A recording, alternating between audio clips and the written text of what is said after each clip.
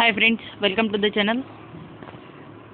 So ಇವತ್ತು ನಾವು world chess day ಬಗ್ಗೆ ನೋಡ್ಕೊಳ್ಳೋಣ. ಸೊ ಪ್ರತಿ ವರ್ಷ ಜುಲೈ 20ರಂದು ವರ್ಲ್ಡ್ ಚೆಸ್ ಡೇ ಅನ್ನು ಆಚರಣೆ ಮಾಡುವಂಥದ್ದು, ಸರಿನಾ? ಪ್ರತಿ ವರ್ಷ ಜುಲೈ 20ರಂದು ವಿಶ್ವ ಚೆಸ್ ದಿನವನ್ನು ಆಚರಣೆ ಮಾಡಲಾಗುತ್ತದೆ. ಇದು ಚೆಸ್ನ ಆಟದ ಮಹತ್ವ ಆಗಿರ್ಬೋದು, ಇದರ ಇತಿಹಾಸ, ಬೌದ್ಧಿಕ ಪ್ರಯೋಜನಗಳನ್ನು ಜಗತ್ತಿಗೆ ತಿಳಿಸುವಂಥ ಒಂದು ದಿನವಾಗಿರುತ್ತೆ. ಯಾವುದಂದರೆ ಜುಲೈ 20ರಂದು, ಸರಿನಾ? ಇನ್ನು ಇಲ್ಲಿ ನೋಡಿ, ಇದರ ಇತಿಹಾಸ ಮತ್ತು ಹಿನ್ನೆಲೆಯ ಬಗ್ಗೆ ನೋಡೋದಾದರೆ, ಫೀಡೆ ಇದರ ಸ್ಥಾಪನೆ ಯಾವಾಗುತ್ತೆ? 1924ರ ಜುಲೈ 20ರಂದು ಪ್ಯಾರಿಸ್ನಲ್ಲಿ ಇಂಟರ್ನ್ಯಾಷನಲ್ ಚೆಸ್ ಫೆಡರೇಷನ್ ಅಥವಾ ಫೀಡೆ. ಸೊ ಇದರ ವಿಸ್ತೃತ ರೂಪ ನೋಡಿ, ಇಂಟರ್ನ್ಯಾಷನಲ್ ಚೆಸ್ ಫೆಡರೇಷನ್ ಅಂತ ಕರಿತೀವಿ. ಸೊ ವಿಶ್ವ ಚೆಸ್ ಫೆಡರೇಷನ್ ಹುಟ್ಟುಕೊಳ್ಳುತ್ತೆ ಯಾವಾಗ ಅಂದರೆ 1924ರ ಜುಲೈ 20ರಂದು. ಎಲ್ಲಿ ಅಂದರೆ ಪ್ಯಾರಿಸ್ನಲ್ಲಿ, ಸರಿನಾ?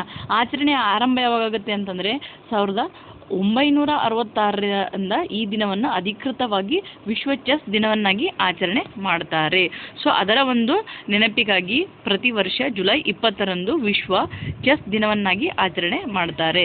ಇನ್ನು ಭಾರತದಲ್ಲಿ ಇದರ ಮೂಲ ಅಂತ ಕೇಳಿದ್ರೆ, ಚೆಸ್ ಆಟ ಸುಮಾರು 1500 ವರ್ಷಗಳ ಹಿಂದೆ ಭಾರತದಲ್ಲಿ ಚದುರಂಗ ಅಂತ ಒಂದು ಹೆಸರಿನಲ್ಲಿ ಹುಟ್ಟುಕೊಳ್ಳುತ್ತೆ, ಸರಿನಾ?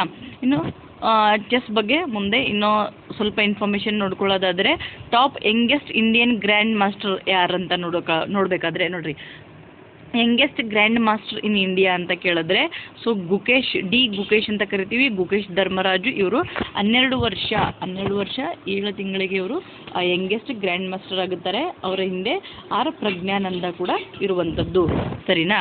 ಇನ್ನು ನೆಕ್ಸ್ಟ್ ನೋಡೋಣ, ಓಕೆನಾ? ನೆಕ್ಸ್ಟ್ ಟಾಪಿಕ್ಗಳನ್ನು ನೋಡಿ. ಇದರಲ್ಲಿ ಏನಿದೆ ಅಂತ ಕೇಳಿದ್ರೆ, ವಿಶ್ವನಾಥ್ ಆನಂದ್ ಇವರು ಈ ಹಿಂದೆ ಫೀಡೆನ ಉಪಾಧ್ಯಕ್ಷರಾಗಿ ಸೇವೆ ಸಲ್ಲಿಸ್ತಾ ಇರ್ತಾರೆ. ಸೊ ಪ್ರಸ್ತುತ ಇವರ ಬೆಳವಣಿಗೆಗಳ ಹಿನ್ನೆಲೆ ಏನಾಗಿರುತ್ತೆ ಅಂದರೆ, ಮಧ್ಯಂತರ ಅಧ್ಯಕ್ಷ ಸ್ಥಾನದ ಉನ್ನತ ಜವಾಬ್ದಾರಿಯನ್ನು ಇವರಿಗೆ ನೀಡಲಾಗಿರುತ್ತೆ. ವಿಶ್ವನಾಥನ್ ಆನಂದ್ ಅವರು 1988ರಲ್ಲಿ ಭಾರತ ಅತ್ಯಂತ ಮೊದಲ ಚೆಸ್ ಗ್ರ್ಯಾಂಡ್ ಮಾಸ್ಟರ್ ಆಗಿ ಇತಿಹಾಸವನ್ನು ನಿರ್ಮಾಣ ಮಾಡ್ತಾರೆ.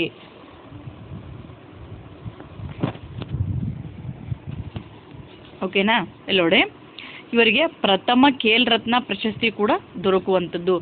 ಭಾರತದ ಅತ್ಯುನ್ನತ ಕ್ರೀಡಾ ಗೌರವವಾದ ರಾಜೀವ್ ಗಾಂಧಿ ಖೇಲ್ ರತ್ನ ಪ್ರಶಸ್ತಿ.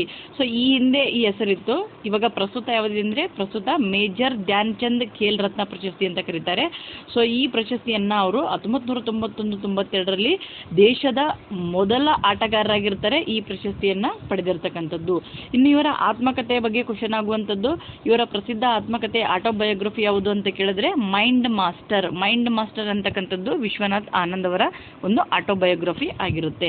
ಇನ್ನು ಫೀಡೆ ಸ್ಥಾಪನೆಯಾದ ನೆನಪಿಗಾಗಿ ಪ್ರತಿ ವರ್ಷ ಜುಲೈ 20ರಂದು ಜಾಗತಿಕವಾಗಿ ಇದನ್ನು ವರ್ಲ್ಡ್ ಚೆಸ್ ಡೇ ಅಂತ ನಾವು ಕರಿತೀವಿ. ಇನ್ನು ವಿಶ್ವನಾಥನ್ ಅವರಿಗೆ 2007ರಲ್ಲಿ ಅವರಿಗೆ ಪದ್ಮವಿಭೂಷಣ ಪ್ರಶಸ್ತಿಯನ್ನು ನೀಡಿ ಗೌರವ ಕೂಡ ಸಲ್ಲಿಸಿರ್ತಾರೆ, ಸರಿನಾ? ಸೊ ಇಷ್ಟು ವರ್ಲ್ಡ್ ಚೆಸ್ ಡೇ ಬಗ್ಗೆ ಒಂದು ಶಾರ್ಟ್ ಇನ್ಫಾರ್ಮೇಷನ್ ಆಗಿರುತ್ತೆ. Subscribe for more information. Okay, thank you so much.